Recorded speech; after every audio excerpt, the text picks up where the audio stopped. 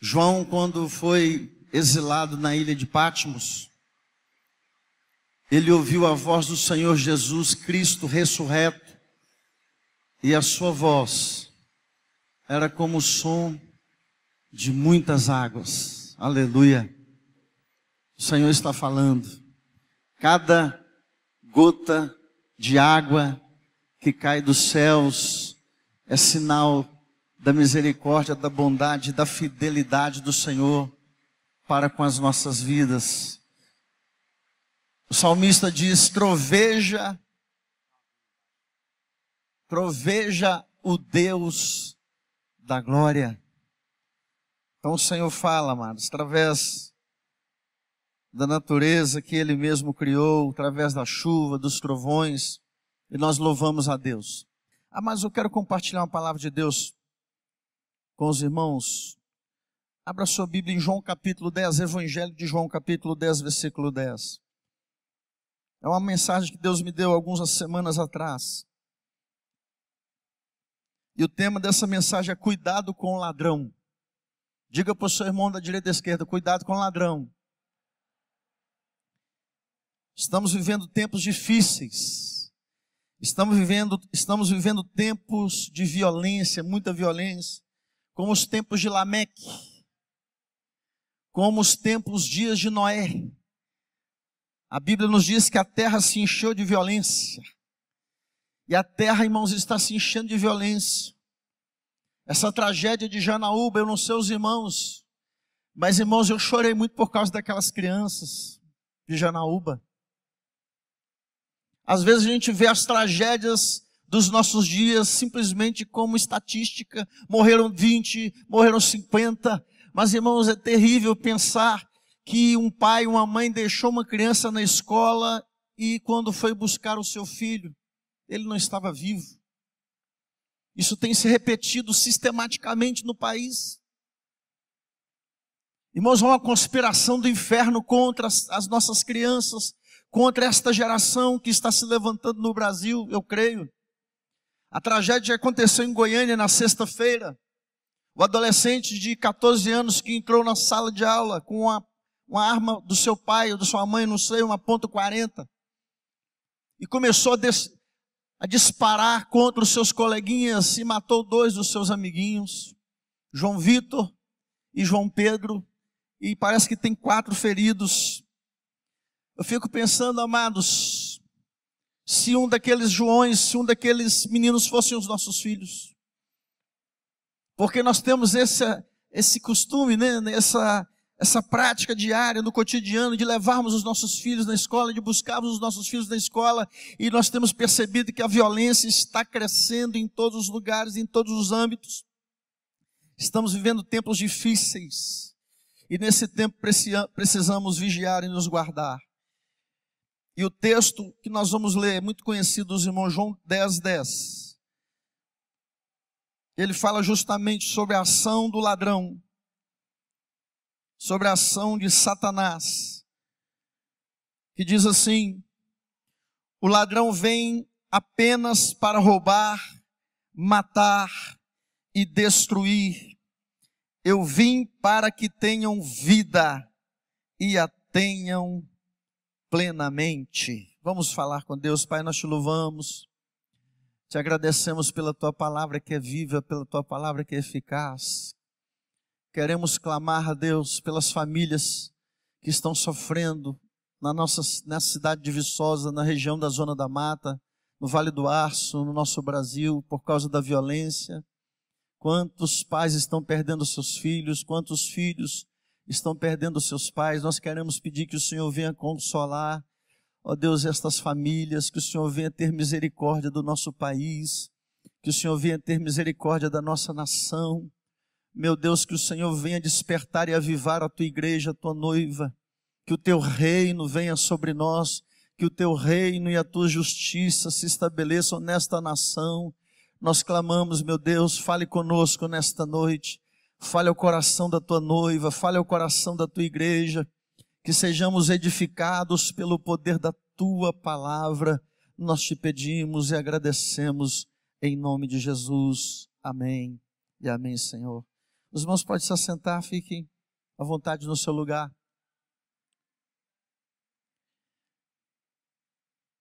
É interessante que João é o escritor do dualismo. Alguns se referem a João sempre falando sobre que João gostava de fazer comparações. E João, no início, ele fala do seu evangelho sobre a luz e as trevas. Ele fala da carne e do espírito. Mas no capítulo 10, amados, João fala do bom pastor e do ladrão. E aí, na referência, João está falando sobre Jesus, aquele que veio dar a vida, e Satanás, aquele que veio trazer a morte e a destruição. Jesus faz um paralelo, aqui no capítulo 10 de João, João inspirado pelo Espírito Santo, ele faz um paralelo entre o pastor e o ladrão. E é interessante porque ele diz que o pastor é aquele que entra pela porta das ovelhas. Mas o ladrão, ele não entra pela porta. Ele entra por outra parte. Ele entra pela janela, ele entra por outra parte. Porque o ladrão, ele não entra pela porta da frente, dificilmente, né? O ladrão entra pela porta da frente. Mas o bom pastor é aquele que entra pela porta.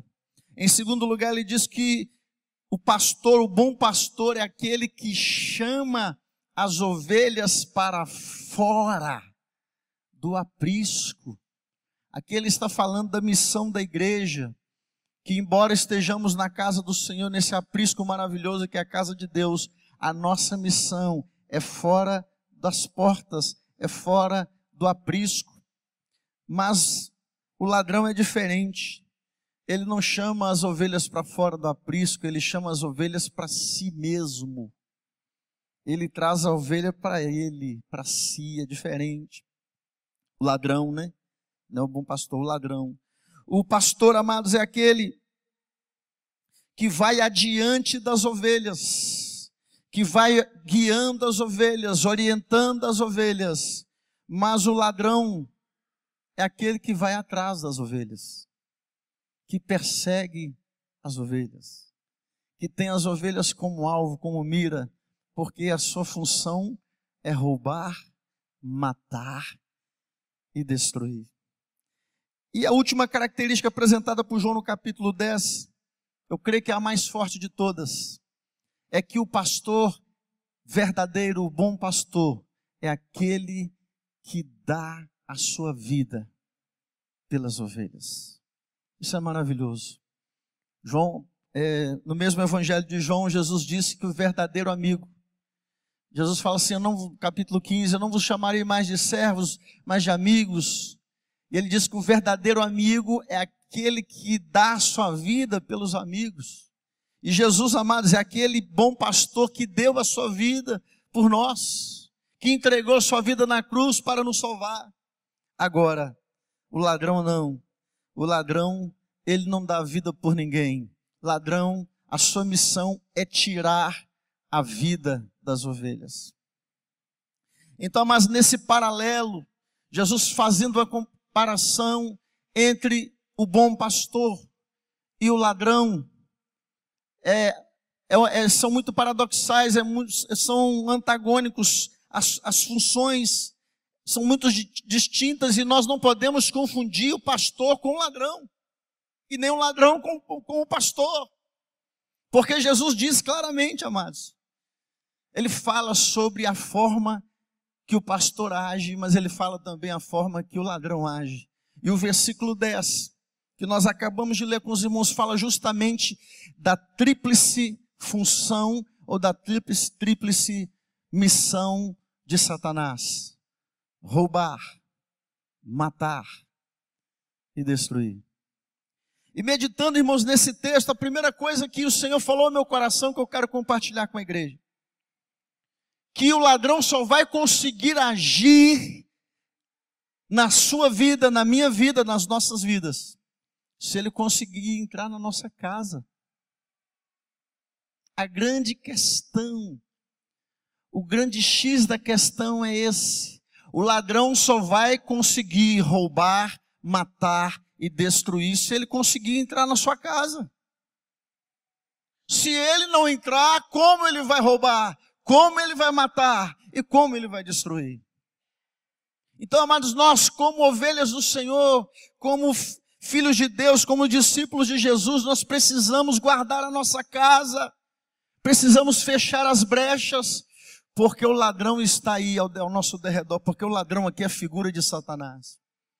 E ele trabalha, ele tem uma dinâmica, ele tem um modus operandi. Todo ladrão, irmãos, ele age praticamente da mesma forma, com raras exceções. E para roubar, antes de roubar, ele tem que entrar na casa. E para entrar numa casa, a primeira coisa que o ladrão faz, ele faz uma pesquisa. Ele vigia a casa. Ele especula. Ele procura os pontos fracos, os pontos frágeis e vulneráveis daquela residência, ou daquele prédio, ou daquele local onde quer atuar. O ladrão, amados, se o ladrão ele é experiente, especialmente, ele não vai chegar simplesmente a entrar numa residência. Ele vai estudar, porque ele vai procurar os lugares frágeis, os pontos fracos, os pontos vulneráveis.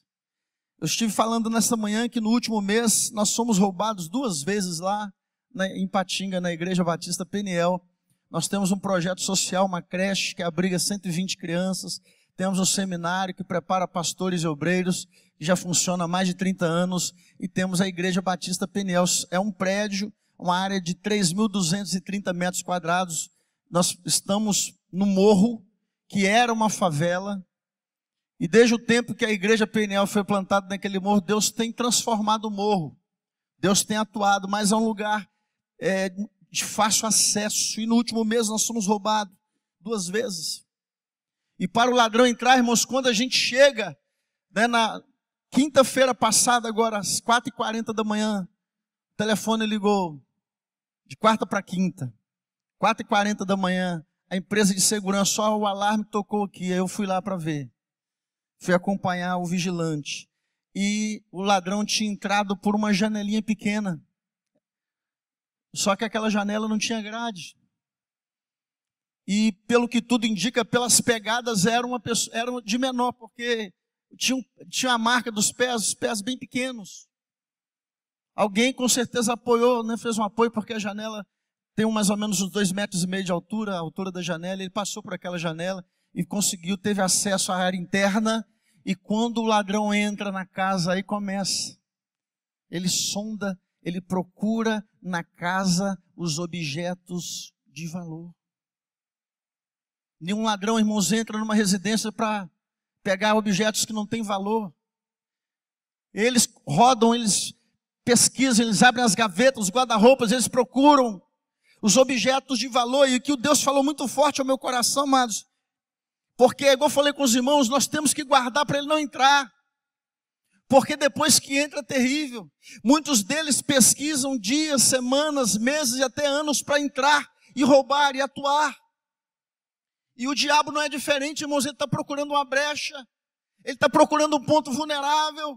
Ele tem nos acompanhado, essa verdade não é onipresente, nem onisciente, mas ele é o ladrão. E o seu modo de atuar não é diferente dos ladrões que nós conhecemos.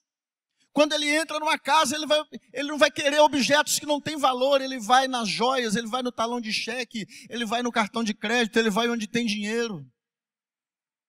E uma coisa muito interessante que Deus ministrou ao meu coração, que geralmente os objetos de valor não são grandes.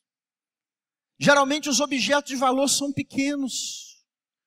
Todos eles cabem num bolso.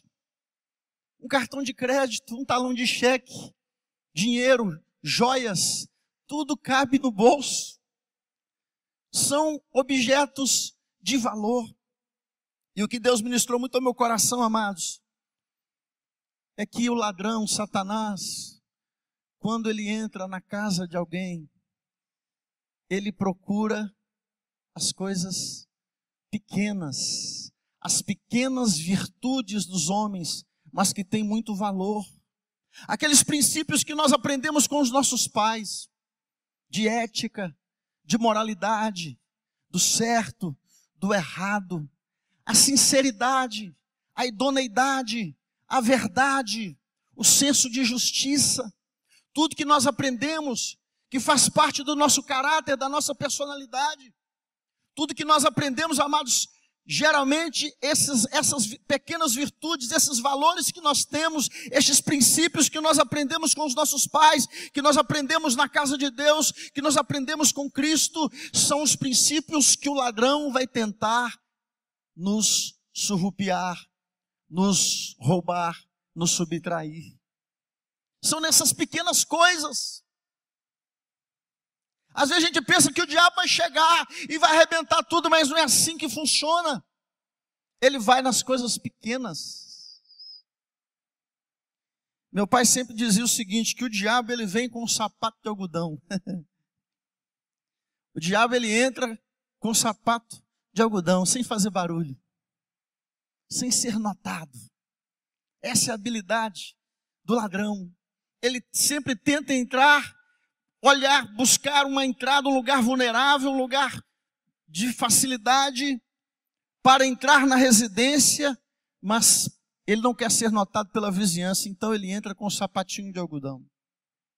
E amados, e quando ele entra, ele faz a devassa, ele rouba, ele tira, porque a função de Satanás é essa, roubar. E algo que é interessante é que eu entendi, amados, que geralmente quando há um assalto, quando há um roubo,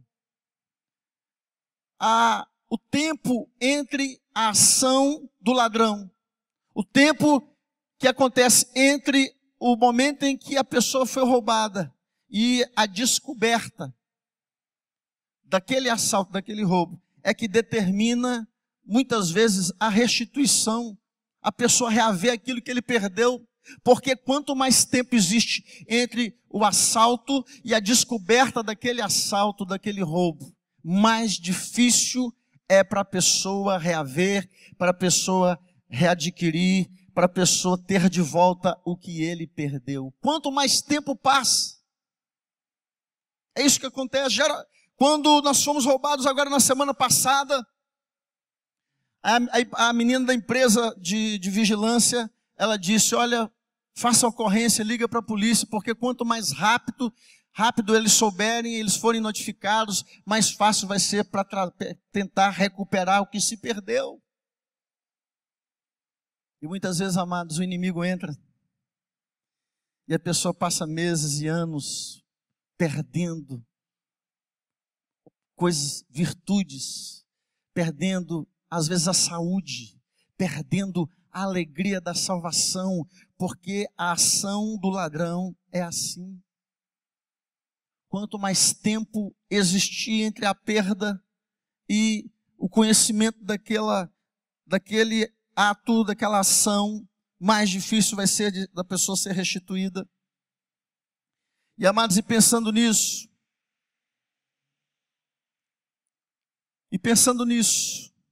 eu pergunto para os irmãos, há quanto tempo, porventura, o ladrão pode ter entrado no seu relacionamento conjugal, no seu relacionamento de marido e mulher? Porque muitas vezes o ladrão entra, ele rouba o afeto, ele rouba o carinho, ele rouba o respeito, ele rouba o amor, ele rouba a alegria do casal estar junto. Quantos casais em crise, porque houve uma brecha e o ladrão entrou? Quanto tempo?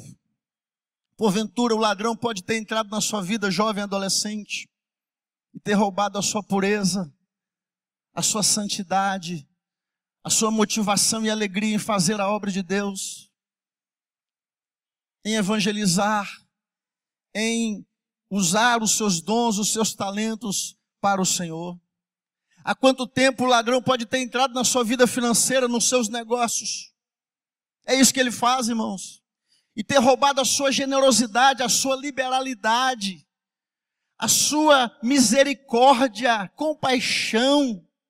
Porque, amados, eu entendi que muitas pessoas, às vezes, eles não ajudam, muitas pessoas não semeiam no reino de Deus, na vida do próximo, porque perderam a compaixão, perderam a generosidade. E o ladrão, ele faz isso.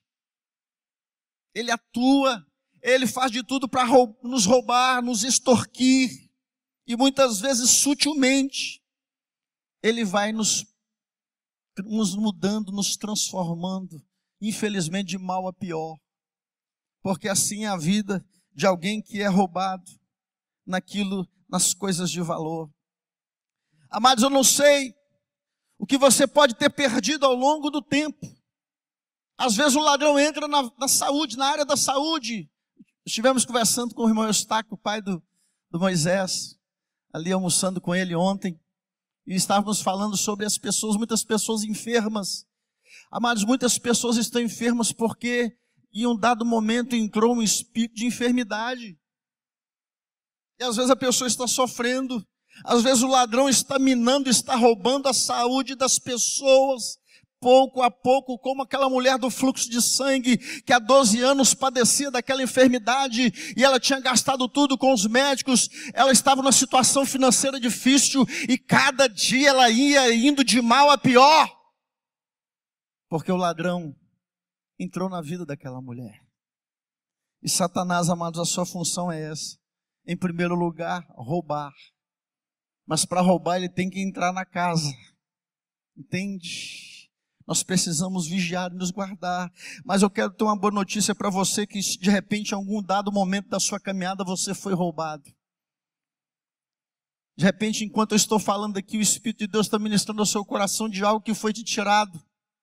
Eu não sei o que você perdeu ao longo da sua jornada, porque a função do inimigo é essa. Talvez você perdeu o seu pai, talvez você perdeu alguém da sua família, talvez você perdeu um filho para as drogas, porque é isso que o ladrão faz, é a especialidade dele. Mas a palavra, irmãos, de João 10:10, a palavra de Deus nos diz: o ladrão vem senão para roubar, matar e destruir, mas eu vim para que tenham vida e a tenham em abundância.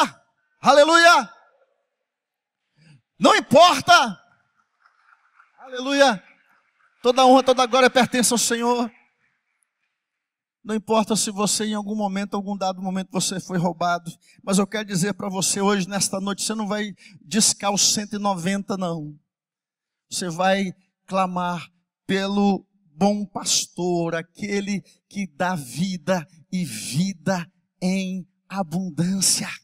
A palavra que nós lemos aqui fala que ele veio para dar vida plenamente a vida de Deus em nós. Amados, eu quero profetizar na sua vida nesta noite, que o Senhor vai trazer um tempo de restituição na sua saúde, nas suas finanças, na sua família, no seu ministério.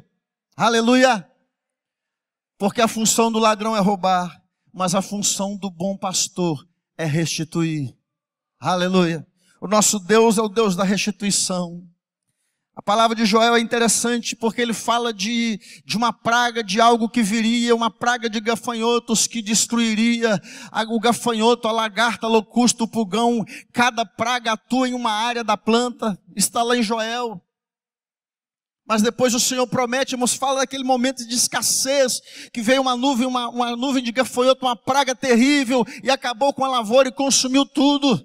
Aí depois, Joel no capítulo 2, ele profetiza sobre a descida do Espírito Santo, que nos últimos dias o Espírito Santo viria sobre toda a carne. E depois o mesmo profeta Joel, porque Deus não deixa o seu povo sem esperança, ele profetizou: e restituí-vos-ei os anos consumidos pela lagarta, pela locusta, pelo gafanhoto, pelo pulgão. Aleluia, porque o nosso Deus, amados, é o Deus da restituição.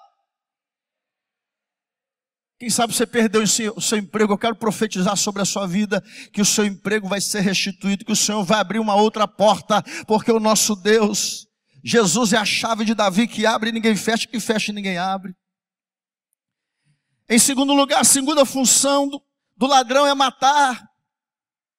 Amados, geralmente alguém que entra numa residência, ele está disposto a tudo, ele não tem nada a perder, não é assim?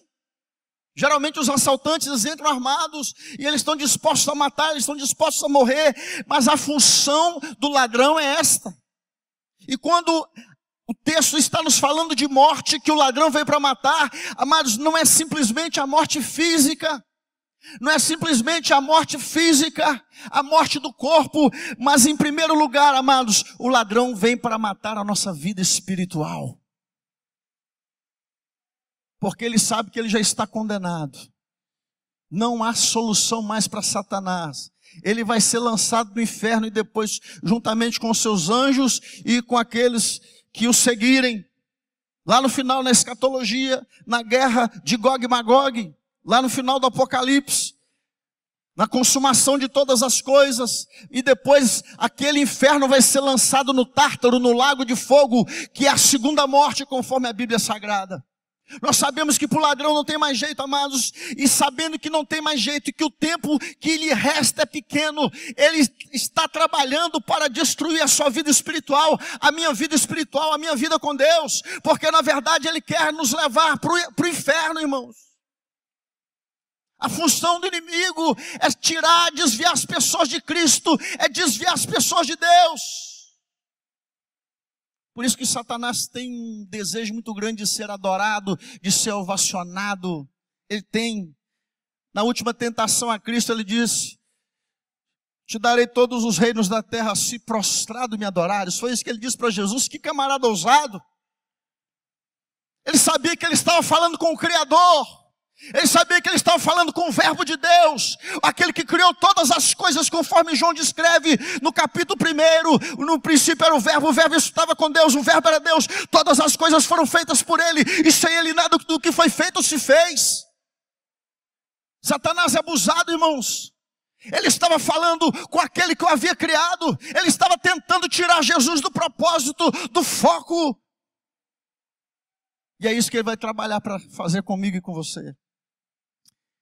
E para nos matar espiritualmente, a primeira coisa que o inimigo trabalha, irmãos, é para furtar o nosso lugar de oração.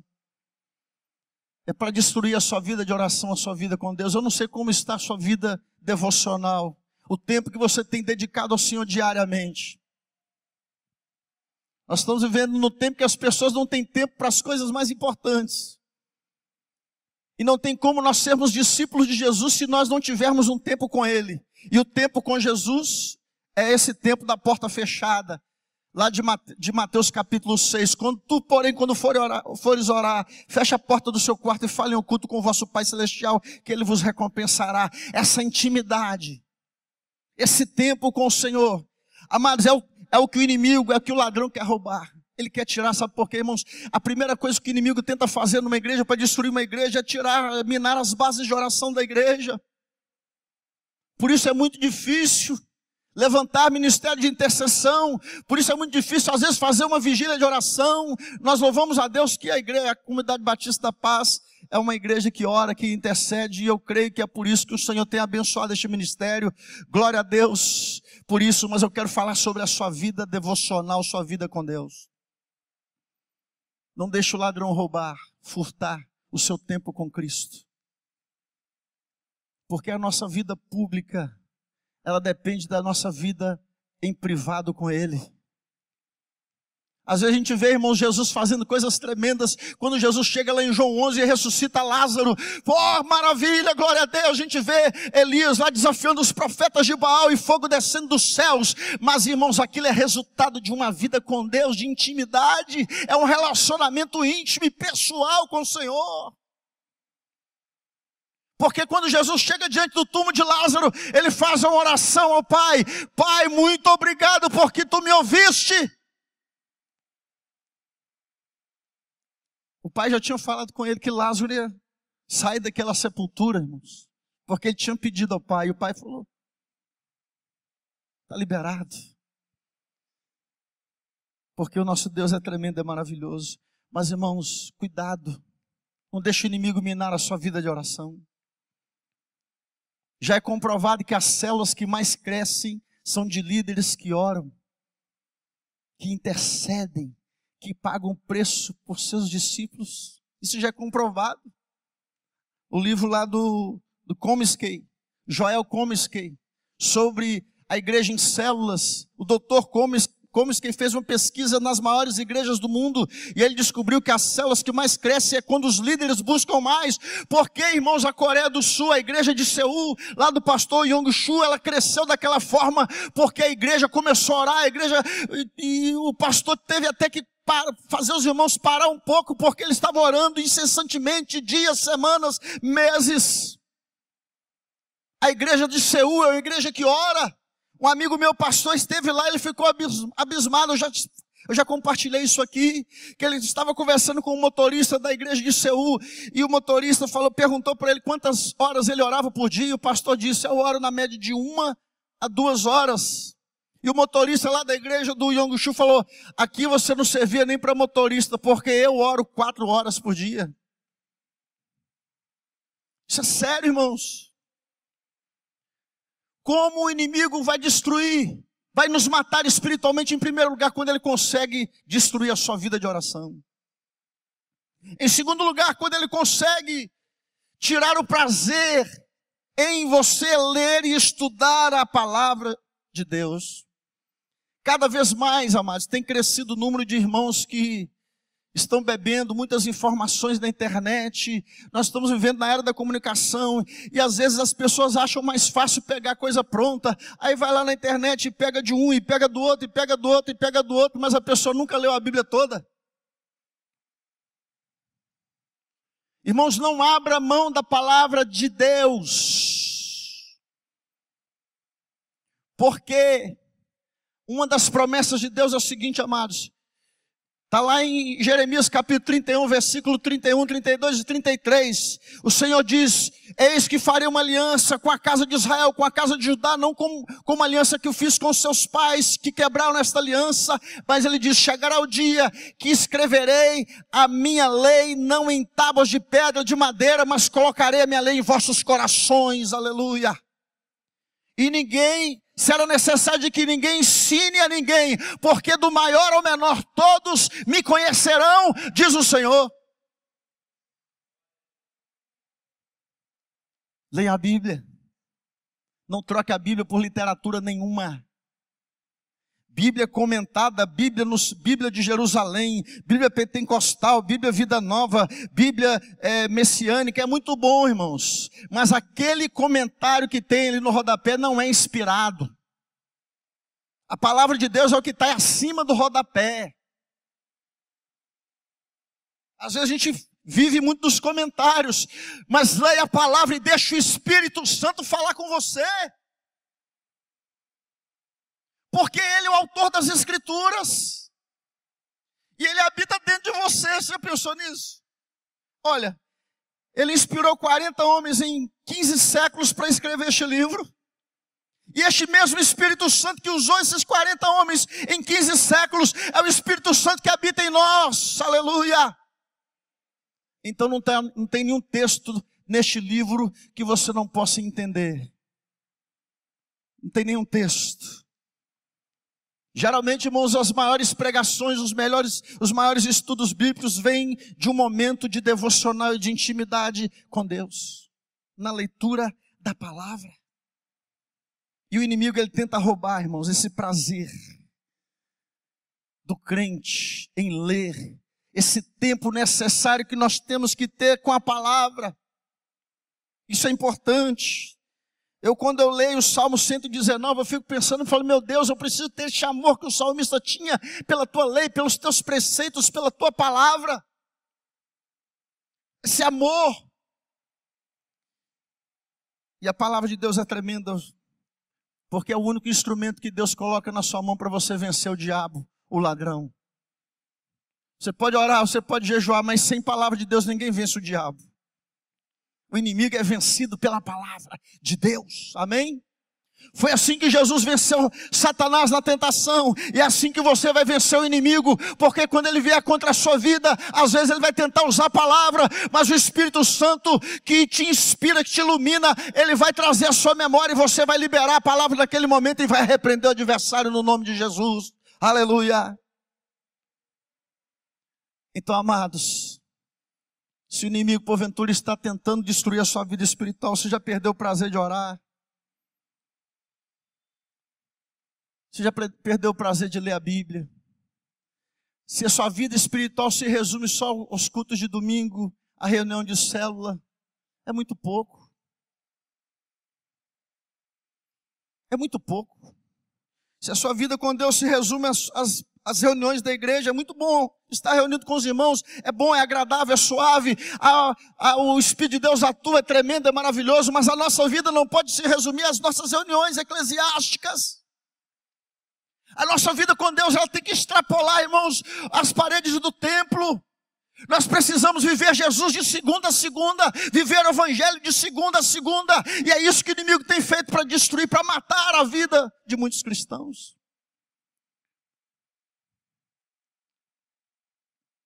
Não deixe o inimigo roubar o seu lugar de oração. Faça um propósito hoje de voltar a orar. Eu não tenho tempo, pastor. Naquele livro Heróis da Fé, do Orlando Boyer, falando acerca de Lutero. É muito interessante a biografia de Lutero, porque Lutero era assim, quanto mais atividade ele tinha no dia seguinte, mais tempo ele se dedicava à oração. Se ele tinha uma tarefa muito grande, Lutero traduziu as escrituras para o alemão. Ele é considerado o pai da língua alemã, que era uma mistura de dialetos. Lutero às vezes ficava dias trancafiados no quarto traduzindo as escrituras. E ele sempre dizia, eu preciso orar mais. Ele muitas vezes orava 2, 3, 4 horas por dia, porque ele tinha muita atividade, ele tinha muito compromisso, amados. A nossa agenda não pode ser impedimento para a gente ter um espaço para Jesus na nossa agenda. Abre na sua agenda um espaço para Jesus todo dia. Todo dia, seja de manhã, de tarde, de madrugada. Mas eu acordo cedo, acordo umas meia hora antes. Eu tenho que trabalhar o dia todo, eu tenho que estudar, eu tenho isso, eu tenho aquilo, eu tenho atividade, eu tenho que fazer o mestrado, o doutorado. Mas do que adianta você ganhar o mundo inteiro e perder a sua alma? Para tudo que é importante, para tudo que é prioritário, nós arrumamos tempo. E se a sua vida, a nossa vida com Jesus, se a sua vida com Cristo, ela é importante, você vai separar um tempo para Jesus todos os dias. Se o inimigo porventura tem tentado te matar, eu quero dizer, clame pelo autor da vida nesta noite. João 11:25, Jesus disse a Maria e a Marta, eu sou a ressurreição e a vida. Se você tivesse chegado aqui, meu irmão, não teria morrido, Senhor. Você não entendeu ainda? Eu sou a ressurreição e a vida. Todo aquele que crê em mim, ainda que esteja morto, viverá. E todo aquele que crê em mim, não morrerá eternamente. Crês tu nisso? Aleluia! Clame pelo Senhor. Ele vai te restaurar, Ele vai restaurar a sua vida com Deus, a sua comunhão. Amados, e a última função do inimigo para a gente fechar é a destruição. E eu tive pensando, meditando, falei, meu Deus, se roubar é terrível, matar muito mais e destruir. Eu quero entender esse mistério. Eu quero dizer para os irmãos que essa revelação não veio pelo dicionário, não veio pelo comentário bíblico, não veio pelo hebraico, pelo grego, pelos estudos da internet, veio pelo Espírito Santo. O pior estágio que tem, irmãos, é o da destruição. Quando o ladrão entra numa casa, e ele diz o seguinte, essa casa é minha. Quando o ladrão entra numa casa, ele bate o pé e fala assim, ninguém me tira daqui, essa casa é minha. Amados, a Bíblia chama desse estágio de possessão demoníaca. Quando o diabo assume o controle de uma vida. Quando o diabo domina a mente de alguém. Aí é terrível, sabe por quê? Porque a destruição não é só da pessoa que é vítima do ladrão. Mas todas as pessoas que estão ao redor sofrem a destruição. Irmãos, a situação mais terrível e deplorável do ser humano é quando há um endemoniado na família, quando há alguém possuído por demônios dentro de uma casa, numa repartição pública, no trabalho, na escola. É terrível. Porque não só a pessoa sofre, mas as pessoas que estão ao redor sofrem. sofrem juntos com ela. É terrível, irmãos. Como fazer quando chega nesse estágio tão avançado que é a possessão, que quando o ladrão fala assim, não, agora essa casa aqui é minha, ninguém me tira daqui, é terrível. Só existe uma solução. Lá em Lucas capítulo 11, Jesus falando acerca da possessão demoníaca, ele diz o seguinte, que quando o valente guarda uma casa, irmãos, ele protege bem a casa. Diz aqui, 11, versículo 21 e 22, fala assim, quando o valente guarda armado a sua casa, fica em segurança todos os seus bens. Olha o que ele está dizendo. Porém, sobrevindo, um mais valente do que ele, vence-o, tira-lhe a armadura em que confiava e reparte os seus despojos. O que ele está dizendo? Que quando um valente, ele está falando do diabo, irmãos. Ele possui uma vida, só tem uma solução. Se vier um mais valente do que ele, se Jesus vier, se Jesus se manifestar. Amém? Porque no versículo seguinte, ele diz o seguinte, que quando o espírito sai de uma pessoa, ele procura lugares áridos, procurando um lugar de repouso, mas não encontrando, ele retorna para a casa de onde saiu. E encontrando arrumada e adornada, ele traz mais 7 espíritos com ele. E o último estágio se torna pior do que o primeiro. Ele está falando de possessão demoníaca, irmãos. O diabo, o ladrão só sai se Jesus entrar na causa.